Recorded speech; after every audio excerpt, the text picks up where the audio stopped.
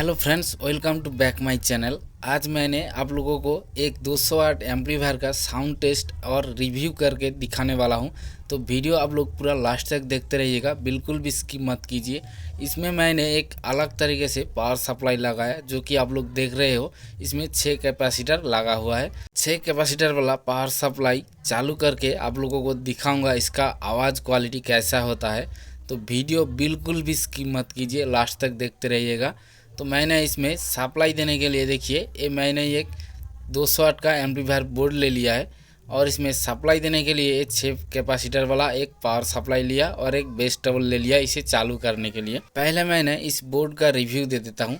ये Celkon company का 200 watt amplifier board है। इसमें 4 ट्रांजिस्टर लगा हुआ है, 2 5200 और 2 1943 का 2 ट्रांजिस्टर इसमें लगा हुआ है। टोटल 4 ट्रांजिस्टर इसमें लगा हुआ है, जो कि सेल्कॉन कंपनी का आप लोग देख रहे हो।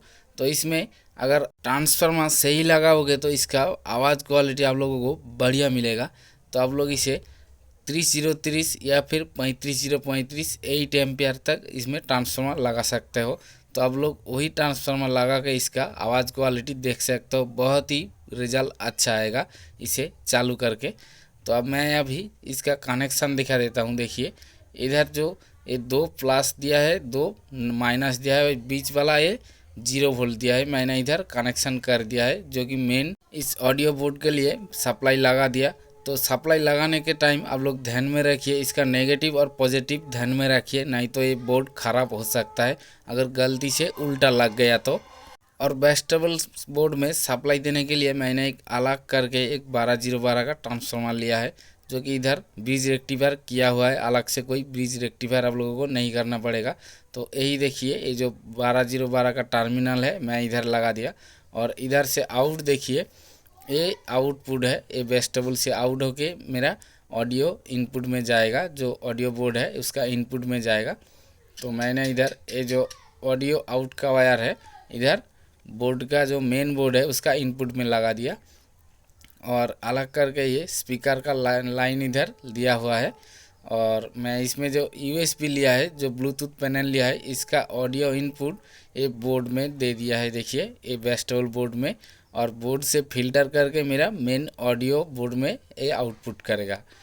ये मैंने इधर लगा दिया, ये ब्लूटूथ पैनल का ऑडियो इन इधर लगा दिया। और ये स्पीकर वायर मैंने इधर स्पीकर कनेक्ट कर दिया है।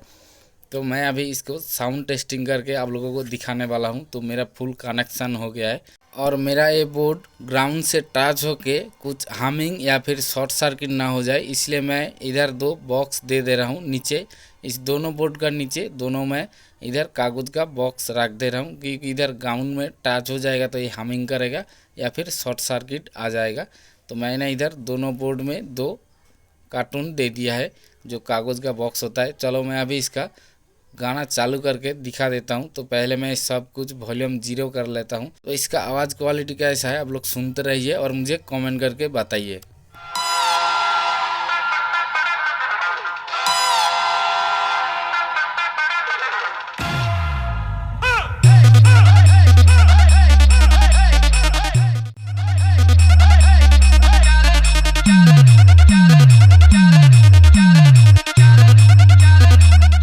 तो दोस्तों, आप लोगों ने सुन लिया इसका आवाज़ का क्वालिटी कैसा है।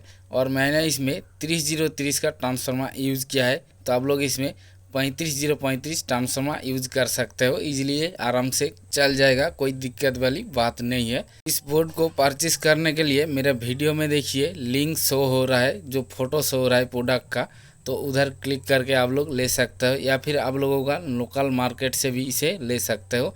आप लोगों का जैसा मर्जी है, ये ऑनलाइन में मिल जाता है इजीली।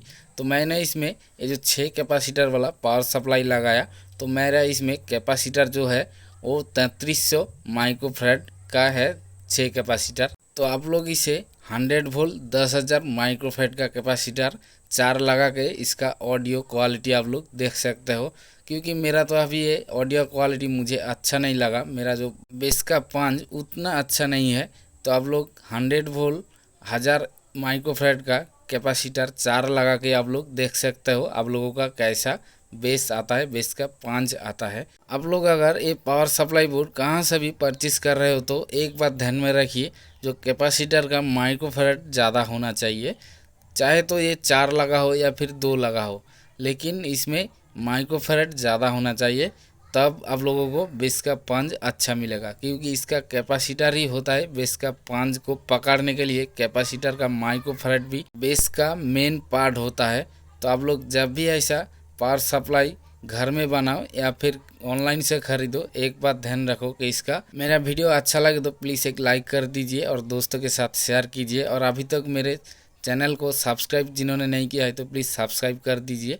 आज के लिए बस इतना ही, मिलते हैं और एक नया वीडियो में। ऐसा आप लोग मेरा वीडियो देखते रहिए, मुझे सपोर्ट करते रहिए।